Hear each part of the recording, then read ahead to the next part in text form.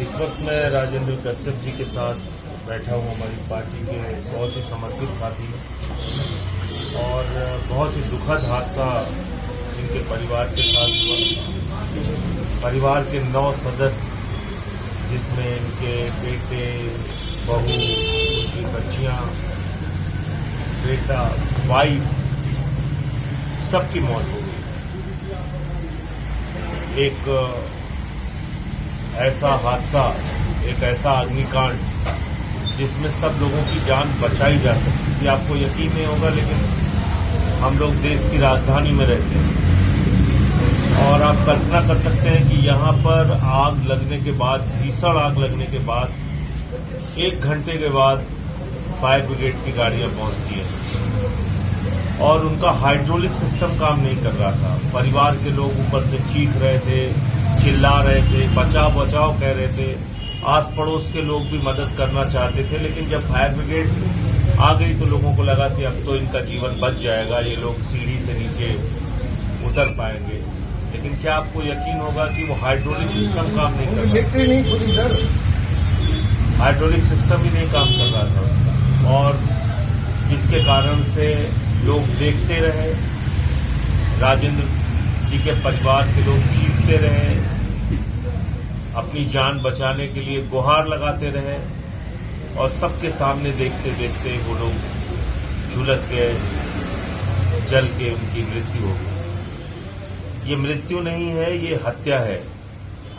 ये आपराधिक लापरवाही के कारण हुई हत्या है। ये सिस्टम के फेल्योर के कारण हुई हत्या है और ये बताती है कि हमारे जीवन की कोई कीमत नहीं है सरकार की निगाह में, व्यवस्था की निगाह में। और इतनी बड़ी घटना हो गई, कौन जवाब देगा? प्रधानमंत्री जी यहाँ रहते हैं, गृह मंत्री जी यहाँ रहते हैं, बीजेपी की सरकार है, रेखा गुप्ता जी मुख्यमंत्री हैं, कौन जवाब देगा इस पूरी घटना पे कि फायर ब्रिगेड की गाड़ी आए और उसकी सीढ़ी ना खुले, उसका हाइड्रोलिक सिस्टम ना काम करे और लोगों की जान चली जाए?